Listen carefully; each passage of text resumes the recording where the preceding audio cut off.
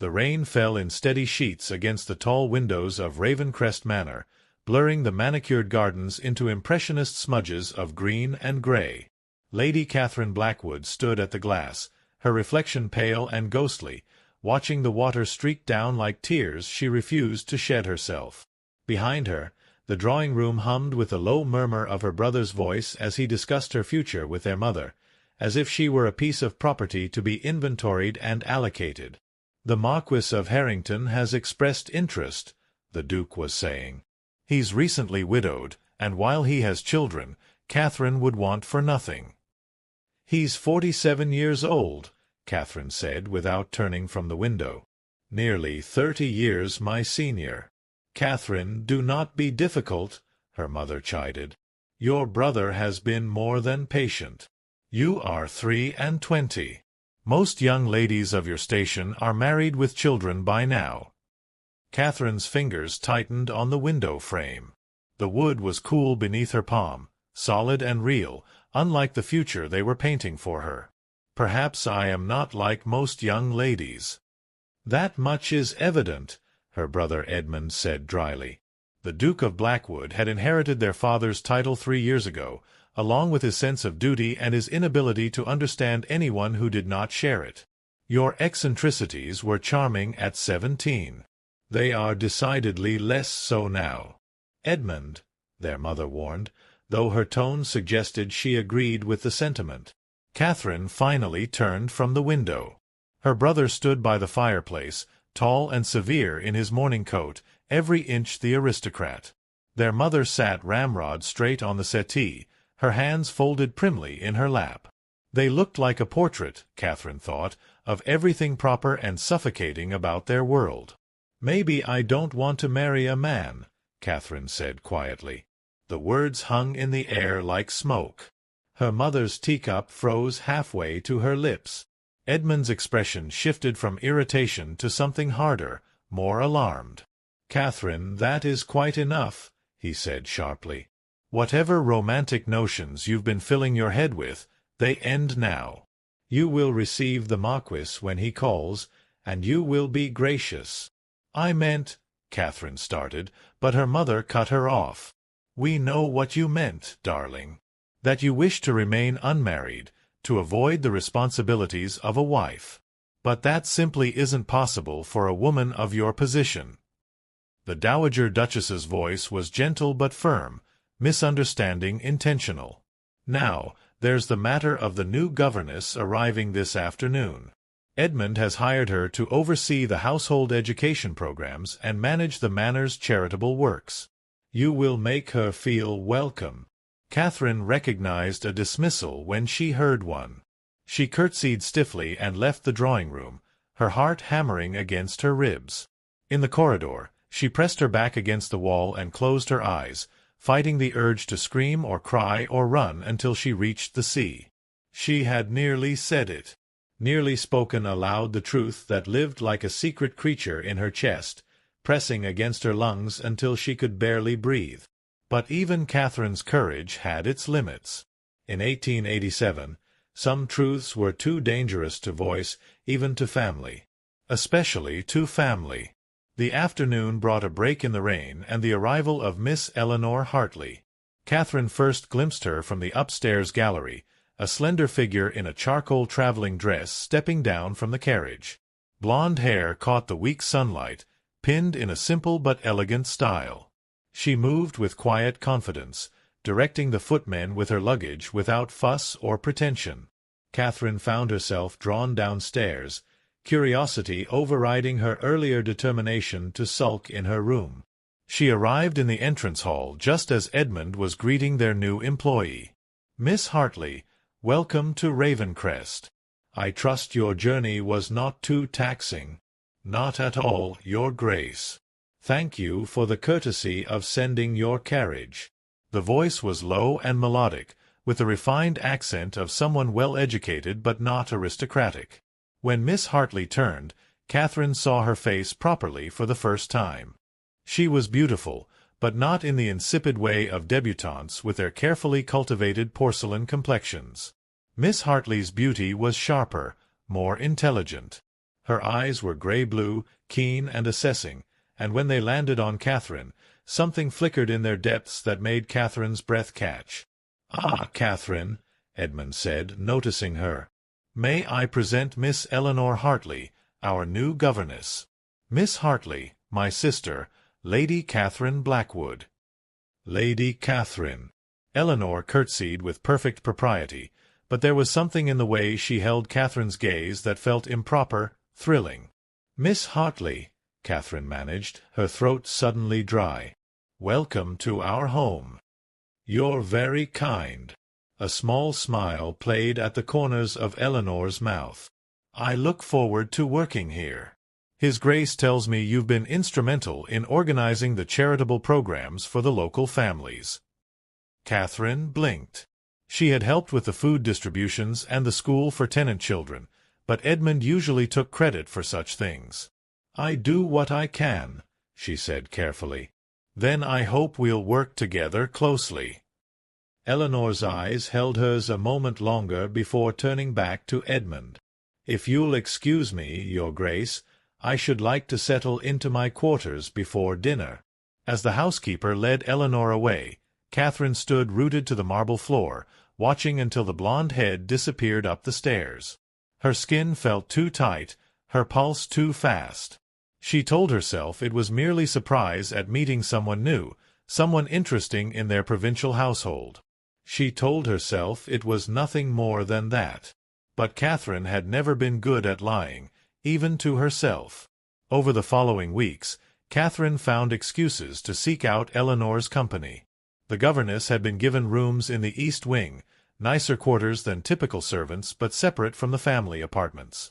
Her domain included a small office where she conducted lessons for the tenant children who showed academic promise, and a sitting room where she met with local families to assess their needs. Catherine began appearing at these meetings, offering to help. If Eleanor found her presence unusual, she never said so. Instead, she welcomed Catherine's input, treating her as a collaborator rather than an aristocratic interloper playing at charity. "You have a real gift for putting people at ease," Eleanor observed one afternoon after a tenant farmer's wife had confided her worries about her son's weak lungs. They were alone in Eleanor's office, the autumn sun slanting through the windows. "Mrs. Pembroke would never have spoken so freely to me alone. She's known me since I was a child," Catherine said, but warmth spread through her chest at the compliment. "I used to play with her daughter before." She trailed off. "Before it was deemed inappropriate for the Duke's sister to befriend a farmer's child?" Eleanor's tone was dry, understanding. Catherine looked up sharply. "You disapprove of the class system, Miss Hartley." "I didn't say that." Eleanor set down her pen, meeting Catherine's eyes. "I simply observe it. As a governess, I exist in a strange liminal space. Too educated to be a common servant, too dependent on employment to be a lady. It gives one a unique perspective." "That must be difficult," Catherine said softly. "It has its advantages. Freedom, of a sort." Eleanor's lips curved in a small smile. "I answer to no husband. I choose my positions. Within certain constraints, I direct my own life. Many women would envy that. Do you never wish to marry?" The question escaped before Catherine could stop it. Eleanor held her gaze for a long moment. "I have never met a man I wished to marry," she said carefully. "And I don't imagine I ever shall." The words seemed to vibrate with hidden meaning. Catherine's heart raced as she struggled to interpret the weight behind them. Before she could respond, footsteps sounded in the corridor, and Edmund appeared in the doorway. "Catherine, there you are. The Marquis of Harrington is calling. Mother expects you in the drawing-room immediately." Catherine's stomach sank. "I didn't know he was coming today." Hence the word calling, sister. One doesn't send announcements for social visits. Edmund's impatience was poorly concealed. "Come now." Catherine rose reluctantly. As she passed Eleanor, their hands brushed, just for an instant. The contact sent electricity up Catherine's arm. Eleanor's fingers curled slightly, as if she'd felt it too, before Catherine forced herself to follow her brother. The Marquis of Harrington proved to be exactly as insufferable as Catherine had feared. He spoke at length about his late wife, his estates, his children, and his opinions on everything from agriculture to zoology, rarely pausing for response. Catherine sat rigid on the settee, her face aching from maintaining a polite smile, while her mother nodded encouragingly and Edmund looked satisfied. "Lady Catherine, you are very quiet," the Marquis said eventually. "I hope I haven't overwhelmed you with talk of crop rotation." "Not at all, my lord," Catherine lied. "I find it fascinating." "Excellent, excellent. A wife should take interest in her husband's affairs." He beamed at her as if she were a clever dog who'd performed a trick. "I think we shall suit admirably, don't you?" Catherine felt the walls closing in. Her corset seemed impossibly tight, her dress a cage. "My lord, Catherine is quite overwhelmed by your attentions," her mother interjected smoothly. "She's a modest girl. But I assure you, your suit is most welcome in this household." When the Marquis finally left, promising to call again soon, Catherine fled to the gardens despite the cold November wind. She walked rapidly down the gravel paths, past the rose garden entering its winter sleep, past the hedge maze, until she reached the old stone folly at the edge of the estate. She sank onto the bench inside, pressing her hands to her face. She couldn't do this. She couldn't marry that pompous bore, couldn't spend her life nodding while he droned on about drainage systems and bloodlines. Couldn't share his bed, bear his children, slowly suffocate under the weight of duty and expectations. "Lady Catherine?" Catherine's head jerked up. Eleanor stood in the folly entrance, a shawl wrapped around her shoulders. "Miss Hartley, what are you doing here? I saw you walking from my window. You looked distressed." Eleanor stepped inside, and suddenly the space felt very small. "I apologize if I'm intruding." "No, Catherine's voice cracked. "I'm glad you're here." Eleanor sat beside her on the bench, close enough that Catherine could smell her perfume, something subtle with lavender and something sharper, like lemon verbena. "The Marquis, I take it? They expect me to marry him." Catherine twisted her hands in her lap. "My brother has essentially agreed to it on my behalf." "And you don't wish to?" "I don't wish to marry anyone. Any man, I mean." Catherine's pulse hammered in her throat. She was dancing too close to dangerous truths, but something about Eleanor's presence made her reckless. "I've never understood other girls' fascination with courtship and romance. Or rather, I understood it, but not directed where mine was." Eleanor was very still beside her. "Where was yours directed?" Catherine turned to look at her, and found Eleanor's grey-blue eyes already on her, intent and knowing. In that moment, Catherine understood that Eleanor knew. Somehow, impossibly, she understood exactly what Catherine couldn't say. "I think you know," Catherine whispered.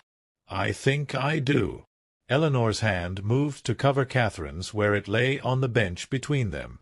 Her fingers were warm, strong. "Catherine, may I call you Catherine? Please. Catherine, you need to be very careful. The world is not kind to women like us." Women like us. The words unlocked something in Catherine's chest. She wasn't alone. This strange, fierce feeling that had lived in her secret heart for years wasn't a madness or corruption. It was real, and Eleanor felt it too. "How long have you known?" Catherine asked. "About yourself, I mean." Eleanor's smile was sad. "Always, I think. Though I didn't have words for it until I was older. I had a friend at the school where I trained. Sarah. She felt as I did. We were close." Her fingers tightened around Catherine's. "The headmistress discovered us. Sarah's family was wealthy. They sent her abroad, married her to a merchant in India. I had no such family. I was dismissed without references. That's horrible. It was 5 years ago. I've rebuilt my career under a different name, learned to be more careful. But I swore I would never pretend to be something I'm not, never marry a man simply to satisfy society. Eleanor turned Catherine's hand over, tracing the lines of her palm with one finger. The touch was intimate, deliberate. When I saw you that first day, the way you looked at me, I thought perhaps I recognized something of myself in you. And now, Catherine could barely breathe. Now I'm certain. Eleanor lifted Catherine's hand and pressed it briefly to her cheek before releasing it. But Catherine, you must understand the danger. For you, it's even worse than for me. You're a duke's sister. If anyone suspected, the scandal would destroy your family. I don't care about scandal. You say that now. But imagine it, your brother's position compromised, your mother's social standing ruined, you yourself locked away in some asylum or married off to the first man who'll have you, isolated in the countryside with no books, no friends, no freedom. Eleanor's voice was urgent. That is what happens to aristocratic women who defy convention too brazenly. Catherine knew she was right. She'd heard whispers about Lady Morrison, who'd been sent to a sanatorium after a nervous collapse. Everyone knew the truth. She'd been caught in an affair with her husband's cousin's wife. Or Miss Peterson, the Earl of Derby's daughter, who'd refused all suitors and been quietly married off to a vicar in Scotland, never to be seen in London society again. Then what do I do? Catherine asked helplessly. Marry the Marquis and live a lie forever? You play the game, Eleanor said softly. You resist gently, delay where you can. You maintain propriety while carving out what small freedoms you're able. She paused. And you accept that some things, no matter how deeply felt, cannot be acted upon. The words were like a door closing. Catherine felt tears prick her eyes. Is that what you've done? Accepted it. I've made my peace with stolen moments and careful friendships. Eleanor's hand found Catherine's again, threading their fingers together. With sitting beside someone in a folly and holding her hand where no one can see. Sometimes, Catherine, that has to be enough. It isn't fair. No, it isn't. They sat in silence, hands clasped, as the autumn wind scattered leaves around the folly. Catherine memorized the moment. The cool air, the distant call of birds, the warmth of Eleanor's hand in hers, the ache in her chest that was both painful and precious. I should return before I'm missed, Eleanor said eventually. She squeezed Catherine's hand once more before releasing it and standing. Will you be all right? I don't know, Catherine admitted. But I'm grateful. For your honesty, for understanding. Eleanor's smile was gentle and sad. We must take care, Catherine. But I'm glad you're not alone in this any more. After she left, Catherine remained in the folly until the cold drove her back to the house. Something had shifted irrevocably. The loneliness that had plagued her for years had lifted, replaced by a bittersweet awareness. She was not alone, but neither was she free. The knowledge was both gift and burden. The weeks that followed were a study in restrained longing. Catherine and Eleanor continued their work together, but now every casual touch carried weight. A hand on a shoulder while reviewing correspondence. Fingers brushing while reaching for the same book. The press of their arms as they sat side by side, closer than strictly necessary. They never spoke of it directly again, maintaining the fiction of propriety. But Catherine lived for the moments when Eleanor's reserve slipped, when she'd look at Catherine with naked warmth before remembering herself. Or when they'd find themselves alone and Eleanor would take Catherine's hand, just for a moment, as if checking she was real. The Marquis continued to call. Edmund grew more insistent. Catherine perfected the art of being agreeable without committing, pleasant without encouraging. She played the game, as Eleanor had advised, though it exhausted her. December brought the first snow and the announcement of a winter ball at Ravencrest. The house filled with preparations. Orchestras hired, menus planned, invitations sent to every notable family within 50 miles. Catherine's mother was in her element, already planning Catherine's dress for maximum impact on the Marquis. "The burgundy silk, I think," the Dowager Duchess mused. "With your grandmother's garnets. Regal but not ostentatious." Catherine stood on the dressmaker's platform, enduring the fitting. Through the window, she could see Eleanor crossing the courtyard with a basket of books for the tenant school. Even from this distance, even bundled in a practical wool coat, she was beautiful. "Catherine, are you listening?" "Yes, mother." "Burgundy silk. You seem distracted lately." Her mother's eyes were shrewd. "I hope you're not developing feelings for someone unsuitable." Catherine's heart stuttered. "What do you mean?" "That young officer who was at the Morrisons' dinner, perhaps. Or Lord Carlisle's younger son. Both charming but impractical matches. The Marquis is waiting for your answer, Catherine. Edmund has been patient, but his patience is not infinite." "I understand." "Do you?" Her mother's voice softened. "Darling, I know arranged marriages seem unromantic. But love grows with time and familiarity. Your father and I were strangers when we wed. We built affection over the years." Catherine thought of her parents' marriage, cordial, functional, utterly devoid of passion. The idea of building such a pale shadow of feeling with the Marquis made her want to weep. "I'll think on it, mother." "Think quickly, my dear. The Marquis won't wait forever, and you're not getting younger." That evening, Catherine found Eleanor in her office, correcting papers by lamplight. She didn't bother with pretense. "May I come in?" "Of course." Eleanor set down her pen, concern flickering across her features. "What's wrong?" Catherine closed the door behind her and leaned against it. "They want an answer about the Marquis by 12th night. After the ball." "And what will you tell them?" "What choice do I have? If I refuse, Edmund will simply present another suitor, and another, until I capitulate or become an embarrassment to the family." Catherine crossed to the window, staring out at the dark grounds. "I should have been born a man. Or a pauper. Anyone but a duke's sister." She heard Eleanor rise, felt her presence behind her.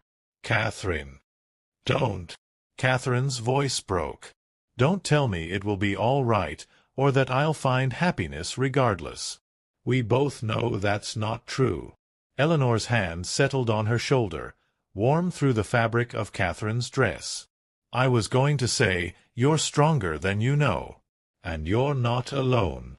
Catherine turned, and suddenly they were face to face, barely a hand's breadth between them. She could see the flecks of darker blue in Eleanor's grey eyes, the slight asymmetry of her features that somehow made her more lovely, not less. "Eleanor," Catherine whispered. "I—" Whatever she might have said dissolved as Eleanor's hand moved from her shoulder to cup her cheek. The touch was infinitely gentle, questioning.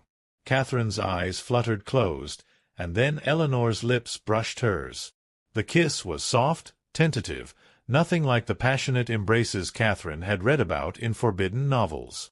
It lasted only seconds before Eleanor pulled back, her cheeks flushed.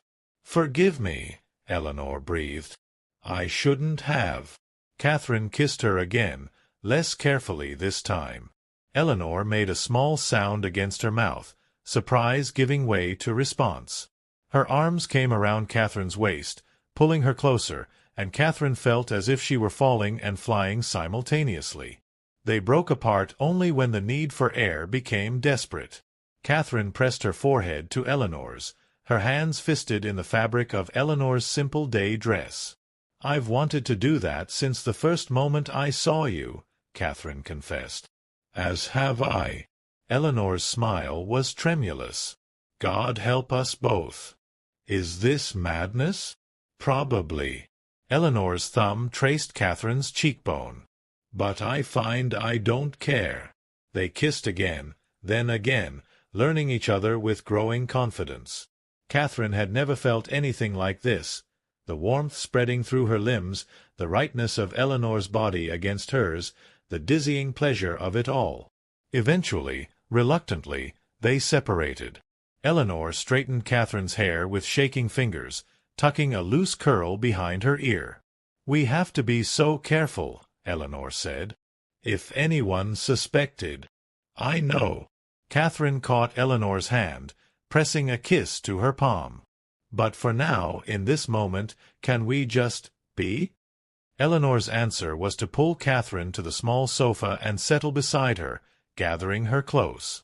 They sat tangled together, Catherine's head on Eleanor's shoulder, Eleanor's arms wrapped protectively around her. "Tell me something true," Catherine murmured. "Something true." Eleanor considered.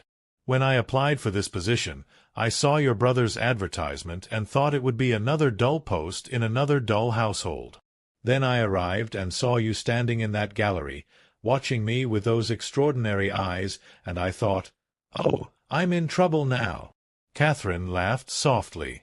"I thought you were the most beautiful woman I'd ever seen. I tried to convince myself it was simple admiration, aesthetic appreciation. But I've never been good at self-deception. What will you do?" "About the Marquis?" "I don't know." Catherine burrowed closer. "Can we not speak of it tonight? Can we just have this?" "We can have this," Eleanor agreed, pressing a kiss to Catherine's hair. "For tonight, we can have this." They remained like that until the clock struck 10, when Catherine reluctantly rose to return to her rooms before her absence was noted. Eleanor walked her to the door, stealing one last, lingering kiss. "Tomorrow?" Catherine asked. "Tomorrow," Eleanor promised. "And the day after, and the day after that. For as long as we're able." Over the following weeks, they carved out a secret world. Catherine would slip away to Eleanor's rooms in the evenings when the household was occupied with dinner or entertainment. They would talk for hours, sharing their histories and hopes, or simply sit together reading, the companionable silence punctuated by stolen kisses. Eleanor told Catherine about growing up in a shabby-genteel household, the youngest of 6 children. How her father, a country vicar, had died when she was 12, leaving the family in near poverty. How she'd fought for her education, earned her position through sheer determination. Catherine spoke of the suffocating expectations of aristocratic life, the loneliness of being surrounded by people yet understood by none. The books she'd read in secret, the dreams she'd harbored and hidden. They were careful, always aware of listening ears and prying eyes. In public, they maintained perfect propriety, employer and lady of the house, collaborating on charitable works. But in private, in the stolen moments between obligations, they were simply Catherine and Eleanor, 2 women learning what it meant to be seen and understood and cherished. The night of the winter ball arrived with swirling snow and a house full of guests. Catherine wore the burgundy silk, her grandmother's garnets at her throat, and felt like an impostor playing a role. The Marquis monopolized her for the first 3 dances, stepping on her toes and boring her with anecdotes about his late wife's skill at embroidery. Between sets, Catherine escaped to the conservatory for air. The glass walls looked out onto the snow-covered gardens, beautiful and cold. She was admiring the frost patterns when Eleanor appeared, carrying a tray of empty glasses she'd clearly volunteered to collect as an excuse. "You look miserable," Eleanor observed, setting down the tray. "The Marquis just informed me that he enjoys my biddable nature." Catherine made a face. "I've never been biddable in my life." "No, you haven't." Eleanor glanced toward the doors, ensuring they were alone, then pulled Catherine behind a large palm. "Dance with me." "What?" "Dance with me. No one can see us here, and I can hear the music. Dance with me, Catherine." Catherine let Eleanor draw her into a waltz position. They moved together, Eleanor leading with surprising skill, spinning between the exotic plants while the orchestra played in the distant ballroom. "Where did you learn to lead?" Catherine asked, breathless. "Sarah taught me at school. We would dance in the attic when everyone else was asleep." Eleanor's expression was bittersweet. "I never thought I'd do this again. I'm glad you are. With me." They danced until the music ended, then stood holding each other in the green shadows. Catherine wanted to memorize everything. The feel of Eleanor's hand at her waist, the scent of her perfume mingling with earth and flowers, the way she looked at Catherine as if she were something precious. "I love you," Catherine said, the words escaping before she could consider them. Eleanor's eyes widened, then softened. "Catherine, you don't have to say it back. I just needed you to know. I do, though." Eleanor cupped Catherine's face in both hands. "I love you terribly. Desperately. It's the most impractical, impossible thing, but I love you." They kissed, tender and aching, knowing the moment couldn't last. Eventually, the sound of approaching voices forced them apart. Catherine returned to the ball with kiss-swollen lips and a heart full of dangerous joy. The Marquis cornered her near midnight. Beneath the kissing bough someone had hung in the entrance hall. "Lady Catherine, I can delay no longer. I must have your answer. Will you do me the honor of becoming my wife?" Catherine looked at him, this man who represented safety, security, and the slow death of her soul. She thought of Eleanor waiting somewhere in the shadows, of the life they could never have, of stolen dances and secret kisses. "My lord, I am deeply sensible of the honor you do me," she began, the practiced words bitter on her tongue. But then Eleanor appeared in the doorway behind the Marquis, carrying more used glasses. Their eyes met across the crowded hall. Eleanor's expression was sad but understanding, as if she'd already accepted Catherine's answer and forgiven her for it. Something in Catherine broke. Or perhaps something in her finally, fully awakened. "But I cannot accept," she heard herself say. The Marquis blinked. "I beg your pardon? I cannot marry you, my lord. I'm deeply sorry, but my heart is engaged elsewhere." Gasps rippled through the nearby guests. Catherine saw her mother pale, her brother's face darken with fury. But she also saw Eleanor, one hand pressed to her mouth, eyes wide with shock and something that might have been hope. "Elsewhere." The Marquis drew himself up. "Then I wish you joy of your attachment, madam, though I question the judgment of whoever has won your affections while allowing me to court you." He stalked off, leaving Catherine alone beneath the kissing bough. The crowd parted around her, whispers rising like a tide. Edmund appeared at her elbow, his grip on her arm just short of painful. "My study. Now." Catherine went, head high, acutely aware of Eleanor's gaze following her. The study was frigid, both in temperature and atmosphere. Edmund paced before the fire while their mother sat rigid in a chair. Catherine stood in the center of the room, waiting. "Have you lost your senses entirely?" Edmund demanded. "Do you have any idea what you've just done? The humiliation you've brought upon this family." "I apologized to the Marquis." "You rejected one of the finest matches in the county." Edmund's voice rose. "In front of half of society. And for what? This mysterious attachment you claim? Who is he, Catherine? What fool has turned your head so thoroughly you'd commit social suicide?" "It doesn't matter. I can't marry the Marquis. I can't marry anyone." "You can and you will," Edmund said coldly.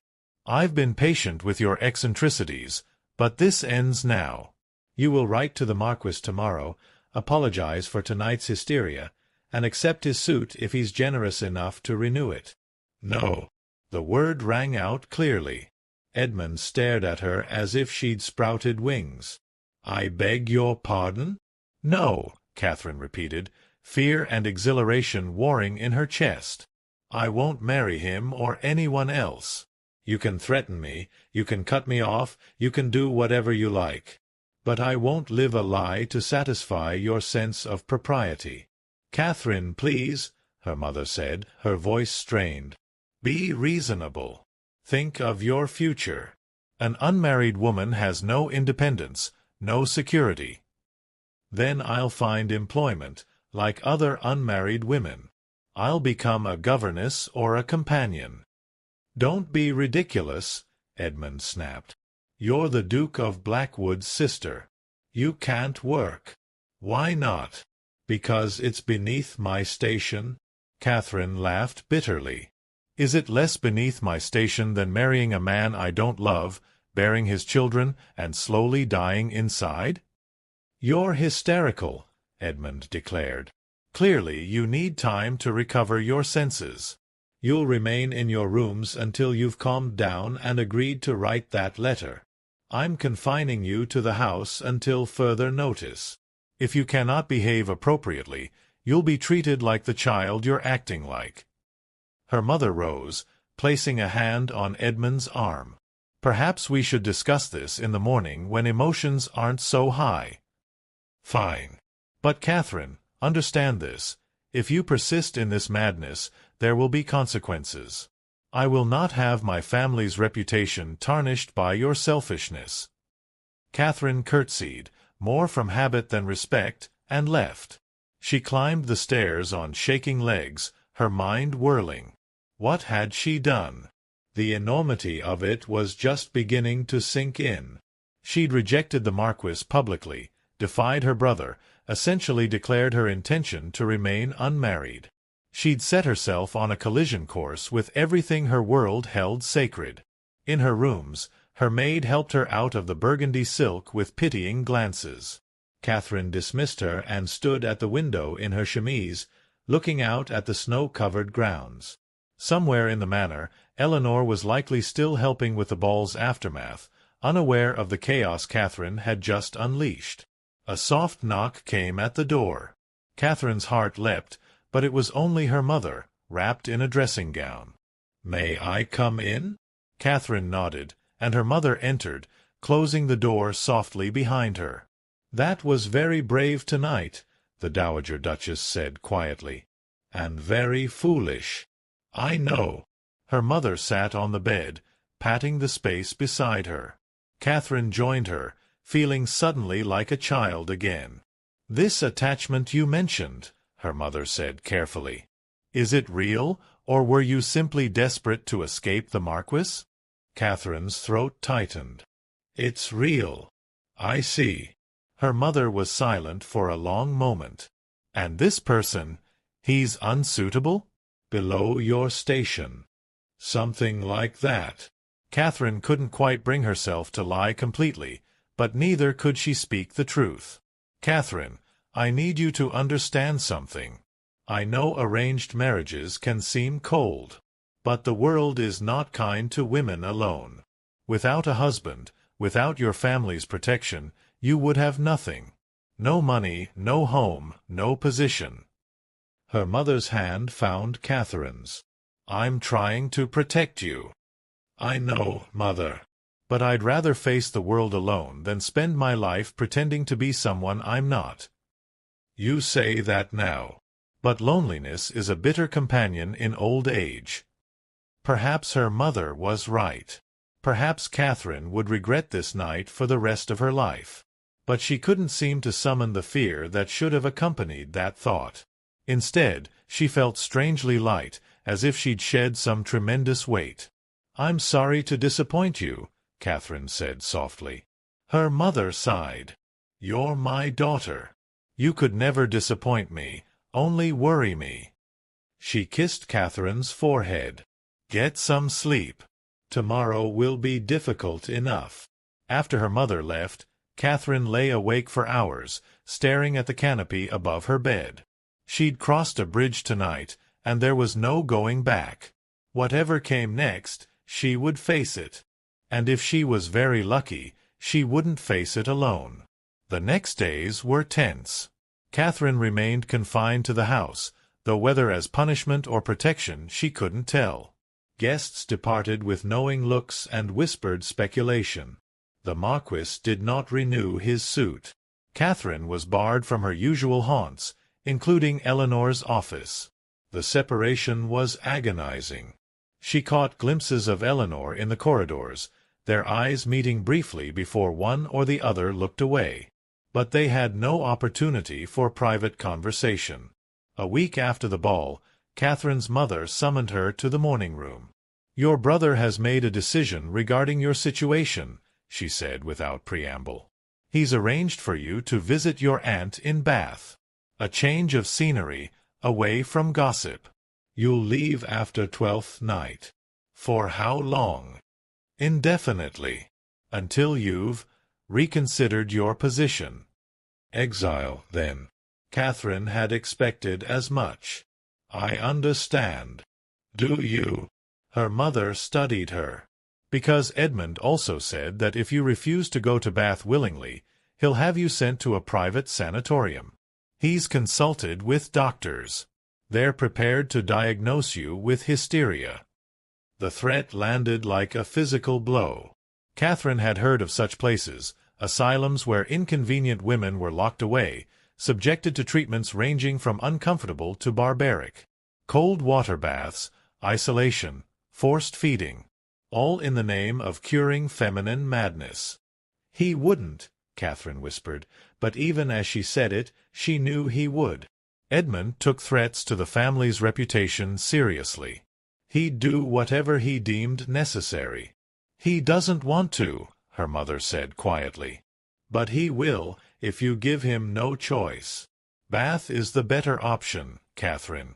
Your aunt is kind. You'll have freedom there, within reason. Time to think. Time to break," Catherine said bitterly. "Time to decide what kind of life you can live with." Her mother rose. "You have until 12th night. Use the time wisely." After her mother left, Catherine sat frozen, her mind racing. Bath or the asylum? Exile or imprisonment? Neither option included Eleanor. Neither option included any semblance of the life Catherine had begun to imagine, however foolishly. That afternoon, she managed to slip a note to Eleanor via her maid, whom she trusted and compensated generously for her discretion. The reply came back within the hour, written in Eleanor's neat hand. "The folly. Midnight. Be careful." Catherine waited until the house was silent before creeping down the servants' stairs and out the side door. The January night was bitter cold, the moon hidden behind clouds. She hurried across the grounds, her heart hammering, half expecting Edmund to emerge from the shadows and drag her back. Eleanor was already in the folly, wrapped in a heavy cloak. She turned as Catherine entered, and the distance between them evaporated. They came together desperately, Eleanor's arms crushing Catherine close, Catherine's face buried in Eleanor's shoulder. "I've been going mad," Eleanor murmured against Catherine's hair. "Unable to see you, speak with you. When I heard what happened at the ball, I didn't know whether to be terrified or amazed." "Be terrified," Catherine said. "Edmund is sending me to Bath, or threatening the asylum if I refuse." Eleanor pulled back, her face pale in the darkness. "Catherine, no. What choice do I have? If I refuse, he'll lock me away. If I accept, at least I'll have some freedom, eventually." Catherine's voice broke. "But either way, I lose you. We'll find a way." "We'll? How?" Catherine demanded. "Even if I escape to Bath, I have no money of my own, no means of supporting myself. Everything I have comes from Edmund. And you have your position to think of. If any hint of scandal touched you, you'd lose everything you've worked for." Eleanor was silent, because they both knew Catherine was right. The world they lived in had no place for women like them, no tolerance for the love they'd discovered. They could steal moments, hide in shadows, but they could never truly be together. "Run away with me," Eleanor said suddenly. Catherine stared. "What?" "Run away with me. Tonight, before they can separate us." Eleanor's hands framed Catherine's face. "We could go to London, lose ourselves in the city. I could find work, we could take rooms somewhere." "Eleanor, that's madness. We'd be discovered within weeks. Then we go abroad. Paris, Rome, somewhere the English don't venture. Somewhere we can be two spinster companions sharing lodgings, and no one would think twice." "With what money? I have nothing. And they'd come after us. Edmund would search. Not if we're clever." Eleanor's eyes burned with sudden intensity. "Catherine, I know this is reckless. I know the risks. But I'm 30 years old. I've spent my entire life being careful, being proper, accepting that happiness wasn't meant for me. And then I met you, and for the first time I felt alive. I can't watch them send you away. I can't go back to the gray half-life I had before." Catherine's heart raced. The idea was insane, impossible. They'd be ruined, penniless, hunted. But as she looked into Eleanor's face, saw the fierce hope there, something in her rose to meet it. "We'd have nothing," she said slowly. "No security, no guarantee of safety. We'd be dependent on your wages, living in whatever rooms we could afford. I've never worked, never had to scrimp or struggle. I know. I'm asking you to give up everything." "No." Catherine's hands covered Eleanor's.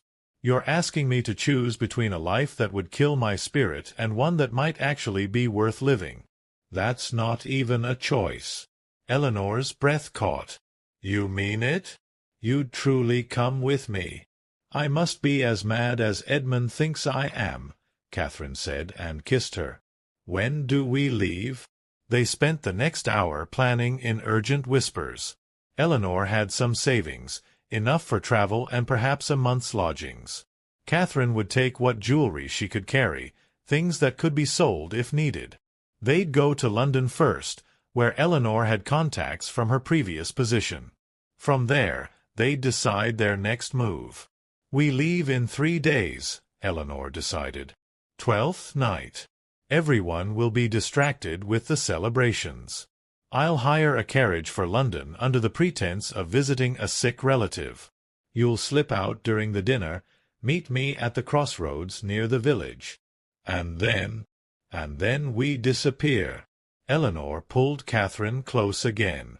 "I won't lie to you. It will be hard. We may fail. We may regret it. Or we may not," Catherine said. "We may succeed. We may build something real, something ours." "Yes." Eleanor smiled, and even in the darkness, it was radiant. "We may." They sealed the plan with a kiss that tasted of hope and terror in equal measure. Then Catherine crept back to the house, her mind whirling with what they'd decided. 3 days. In 3 days, she would either be free or doomed. Probably both. The following days crawled past. Catherine played her part, subdued and obedient, attending dinners and accepting her mother's gentle lectures about duty and security. Edmund watched her suspiciously, but seemed satisfied she'd been cowed into submission. In stolen moments, she and Eleanor finalized their plans. Catherine identified which pieces of jewelry to take, those valuable enough to sell but not so distinctive as to be immediately traced. Eleanor secured the carriage and arranged their departure time. They communicated through notes hidden in books, careful never to be seen together. 12th night arrived cold and clear. The house filled with guests for one final celebration before the season ended. Catherine dressed in a gown of deep blue, her mother's sapphires at her throat. Edmund announced at dinner that Catherine would be departing for Bath in 2 days, speaking as if the decision had been mutual. Catherine smiled and nodded and felt her pulse race. In a few hours, she'd leave this house, this life, everything she'd ever known. Terror and exhilaration warred in her chest. The dinner seemed interminable. Course followed course while conversation flowed around her. Catherine barely tasted the food, her attention on the clock above the mantel. 9, 10, 10:30. At 11, guests would move to the ballroom for dancing and parlor games. That's when she'd slip away. Eleanor was present in her capacity as governess, seated at the far end of the table with the other household staff included for the celebration. Their eyes met once across the room, a moment of perfect understanding. Then Eleanor rose, murmuring something about checking on preparations in the ballroom, and disappeared. At 11, the party moved. Catherine waited until people were distracted with organizing dance cards and choosing partners, then drifted toward the stairs as if heading to the ladies' retiring room. Instead, she continued up to her chambers. Her maid was waiting, loyal to the last. "Your bag is packed, my lady. Just the essentials as you asked." "Thank you, Mary. You've been wonderful." Catherine pressed a small purse of coins into the girl's hand, all she could spare. "If anyone asks, you know nothing. I asked you to help me pack for Bath, nothing more." "God bless you, my lady," Mary whispered. "I hope you find happiness." Catherine changed quickly into a practical traveling dress, dark and anonymous. She secured the jewelry in a hidden pocket, threw a cloak over everything, and picked up the small valise. Her heart hammered so hard she thought it might burst from her chest. She took one last look around her room, at the bed she'd slept in since childhood, the books lining the shelves, the familiar furniture. She was leaving everything. Everyone. Her family would be devastated, humiliated. Edmund would be furious. Her mother heartbroken. But she would be free. Catherine descended the servants' stairs and slipped out the side door into the winter night. The sounds of music and laughter drifted from the house, muffled and distant.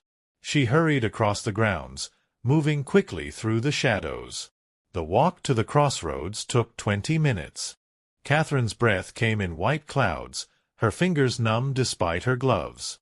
She kept looking back, certain she'd see torches, hear shouts, feel hands grabbing her. But she reached the crossroads unmolested.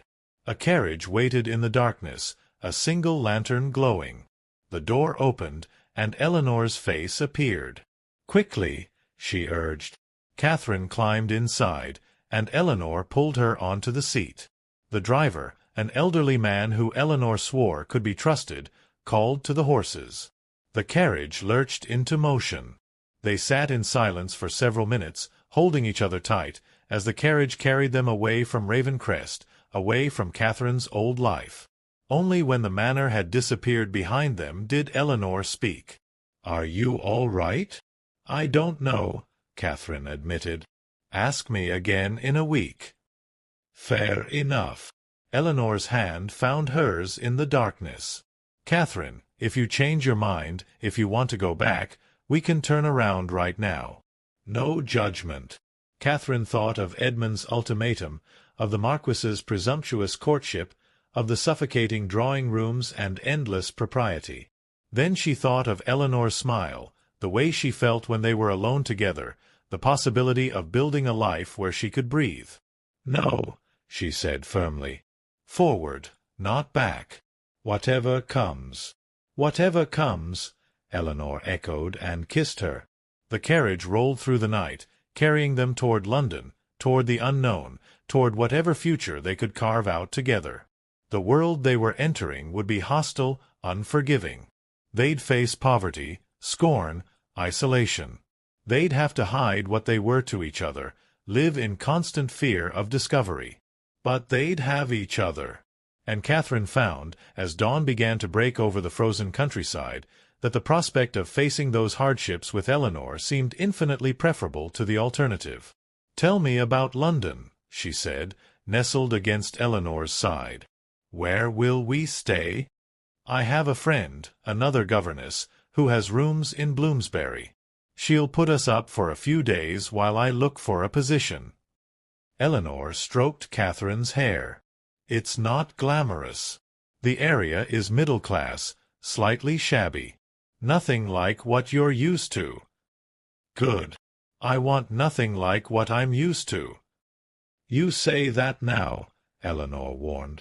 "But, Catherine, You need to understand what we're facing. I'll need to work constantly just to afford rent and food. You'll need to find employment too, but with no references, no experience, it won't be easy. We'll be poor, truly poor. No servants, no luxuries. Every penny will matter. I'm not afraid of work. I hope that's true." Eleanor's voice was gentle but serious. Because the romance of running away fades quickly when you're scrubbing your own floors and wearing the same dress for weeks because you can't afford another. "Then teach me," Catherine said. "Teach me to scrub floors and mend clothes and budget pennies. I'll learn. I'm not useless, whatever my upbringing suggested."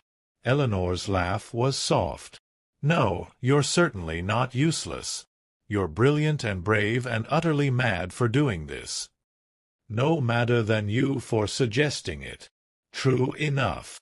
They lapsed into comfortable silence, watching the landscape lighten outside the windows. Frost sparkled on bare fields, and smoke rose from distant farmhouse chimneys. The world was waking up, and so were they, into a new day and a new life. They reached London by late afternoon. The city was vast, noisy, overwhelming. Catherine had visited before, of course, for seasons and balls, but always insulated by wealth and status. Now she saw it with different eyes: the poverty, the crowds, the sheer anonymous sprawl of it. Eleanor's friend, Miss Sarah Thornton, lived in a narrow townhouse divided into flats. She greeted them warmly, though her eyes were sharp and knowing as they took in the two women arriving together. "Eleanor, it's been too long. And this must be—" "Miss Catherine Hartley," Eleanor said smoothly. "My cousin. She's recently lost her position and needed a place to stay while she seeks new employment." "I see." Sarah's skepticism was clear, but she didn't challenge the lie. "Well, any cousin of Eleanor's is welcome. Come in, both of you. You must be exhausted." The rooms were small but clean, modestly furnished. Catherine helped Eleanor carry up their bags, feeling the strain in her arms. She'd never carried her own luggage before. It was simultaneously humbling and oddly liberating. That evening, after Sarah had gone to bed, Catherine and Eleanor sat together by the tiny fireplace in their shared room. It held only a narrow bed, a washstand, and a single chair. Catherine thought of her spacious chambers at Ravencrest and felt no regret. "Do you think they've discovered you're missing yet?" Eleanor asked. Catherine glanced at the clock. "Nearly midnight. Hours ago. Edmund is probably destroying the house looking for clues. Mother is likely in hysterics." "Do you regret it?" "No." Catherine took Eleanor's hand. "I'm terrified, and I have no idea what we're doing, and everything you've said about how hard this will be is probably true. But I don't regret it." "Good." Eleanor pulled her close. "Because neither do I." They kissed, then climbed into the narrow bed together. It was barely wide enough for one person, let alone two, but Catherine found she didn't mind. Pressed against Eleanor's warmth, listening to her breathe in the darkness, she felt safer than she ever had in her luxurious canopy bed at home. "Eleanor," she whispered. Thank you. For believing we could do this. For giving me the courage to try." "Thank me when we've survived a month," Eleanor murmured, but her arms tightened around Catherine. "Sleep now. Tomorrow we start figuring out how to build a life." The next weeks were the hardest of Catherine's existence. Eleanor secured a position as a governess to a merchant's family in Kensington, work that kept her away 12 hours a day. Catherine searched desperately for employment, any employment, but her lack of references was damning. She tried dressmaking shops, millinery establishments, even considered factory work before Eleanor forbade it. "Too dangerous," she'd said firmly. And they'd ask questions about why a woman with your accent and bearing was seeking that kind of work. Catherine learned to clean their rooms, to cook simple meals on the small stove, to wash clothes in the basin and hang them to dry.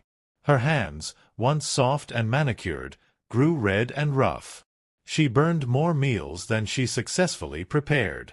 Everything ached, her back from scrubbing, her fingers from sewing, her pride from the constant rejections. But she also learned the satisfaction of earning Eleanor's tired smile when she came home to a clean room and hot tea. The pride of mending Eleanor's dress so well the repair was nearly invisible. The unexpected joy of shopping at the market, carefully counting pennies to make their budget stretch. After a month, Catherine found work as a companion to an elderly widow, Mrs. Patterson. The pay was modest, but it was respectable work that required no references beyond a gentle manner and good conversation. Catherine discovered she had a gift for reading aloud and playing chess, which Mrs. Patterson adored. With both of them working, their situation stabilized. They moved to slightly better rooms, still in Bloomsbury but with a sitting room separate from the bedroom. It was tiny by aristocratic standards, but it was theirs, and Catherine loved it fiercely. They settled into a routine. Eleanor worked during the day. Catherine attended Mrs. Patterson in the afternoons and evenings. What hours they had together, they treasured. They'd sit by the fire, Eleanor marking lessons while Catherine read, their feet touching beneath the table. On Sundays, their only shared day off, they'd walk in the park or visit museums, two spinster friends as far as the world was concerned. At night, in the privacy of their bedroom, they were so much more. 3 months after fleeing Ravencrest, Catherine received a letter. It was addressed to her real name, care of Mrs. Patterson. Her hands shook as she opened it. The handwriting was her mother's. My dearest Catherine, I hope this letter finds you well and safe. Edmund discovered where you are through a private investigator. Please don't be alarmed. I convinced him not to pursue the matter further, though it took considerable effort. He wants you to know that if you ever wish to return, the door remains open, provided you agree to certain conditions. I will not enumerate them here, but you can imagine what they are. I will say only this: I miss you dreadfully. I don't understand your choices, but I am trying to accept that you must live your own life, however unconventional. The scandal has largely passed. A new season brings new gossip, and you are yesterday's news. I've told people you're abroad, caring for a sick relative. Edmund has not contradicted the story. There is a bank draft enclosed. I know you'll want to refuse it, but please accept it as a mother's gift, with no strings attached. Use it to secure better lodgings, or save it for emergencies. I worry about you constantly, Catherine. I hope wherever you are, whoever you are with, that you have found some measure of the happiness you sought. Please write, if only to let me know you're alive and well. Your loving mother. Catherine read the letter 3 times, tears streaming down her face. Eleanor found her that way when she returned from work, clutching the pages. Catherine, what's happened? Catherine showed her the letter and the bank draft. It was for a substantial sum, enough to live on for 6 months or more if they were careful. Eleanor read silently, her expression troubled. She knows, doesn't she? Or suspects strongly. I think so. The way she phrased things. Catherine wiped her eyes. She's giving me her blessing, in her way, as much as she can. Will you write back? Should I?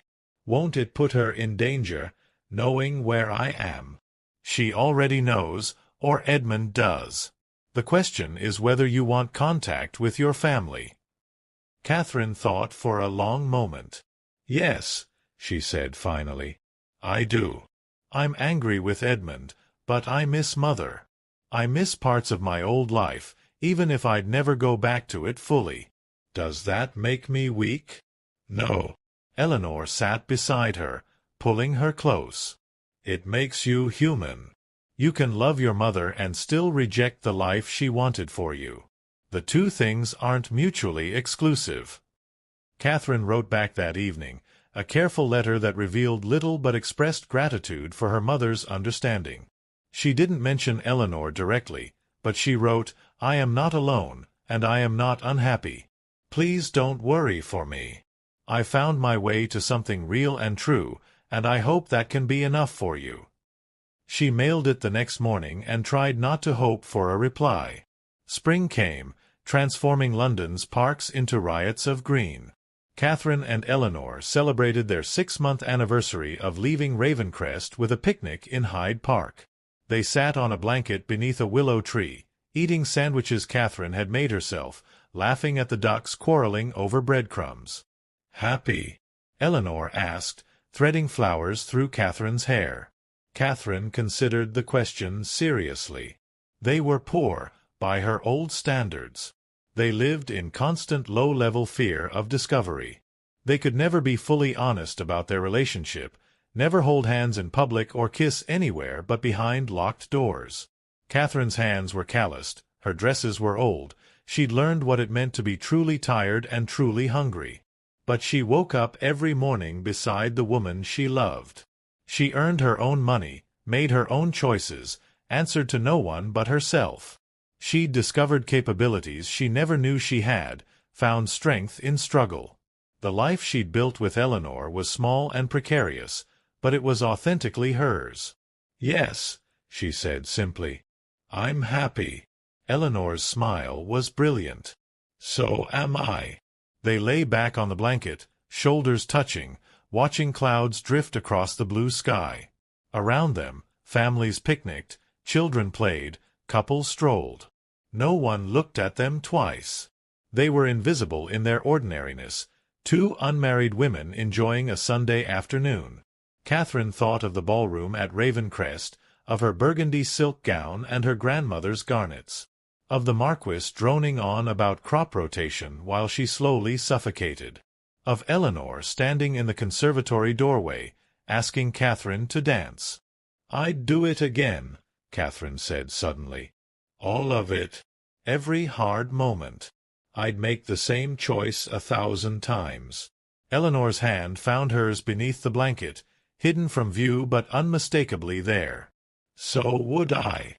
They stayed in the park until twilight, reluctant to return to their small rooms, wanting to hold on to the golden afternoon as long as possible. When they finally walked home through the lamplit streets, Catherine felt contentment settle over her like a blessing. The future was uncertain. They might be discovered tomorrow, might lose everything they'd built. The world they lived in had no place for women like them, no tolerance for their love. But for now, for this moment, they had each other. They had their small rooms and their modest work and their stolen happiness. And Catherine had learned that sometimes that was enough. Sometimes it was everything. As they climbed the stairs to their flat, Eleanor ahead and Catherine following with their picnic basket, Catherine thought about the girl she'd been 6 months ago. That frightened, suffocating creature standing at the window of Ravencrest Manor, watching rain streak down the glass while her family planned her future. She thought of her mother's letter, of the door left carefully ajar if she wanted to return. But Catherine knew she never would. She'd found the courage to be herself, to choose love over security, truth over comfort. She'd discovered that she was stronger than she'd ever imagined, more capable, more resilient.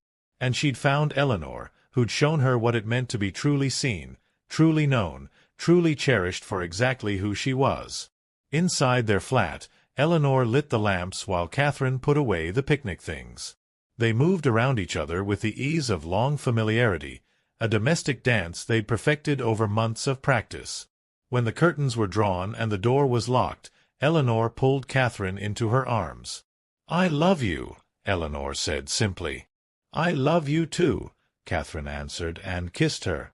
Outside their window, London hummed with life. Inside their small sanctuary, two women held each other close and dreamed of tomorrow. They'd chosen a difficult path, perhaps an impossible one. But they'd chosen it together, and that made all the difference. The story could end there, with that moment of hard-won peace. But life, Catherine had learned, was rarely so neat. Their story would continue. Days of work and worry, nights of love and laughter, the constant negotiation between truth and safety. They would face challenges, experience setbacks, perhaps eventually be forced to move again, to reinvent themselves once more. But they would face it all together. And in a world that offered women like them so little, that partnership, that love, that choice to be authentically themselves despite the cost, was its own kind of victory.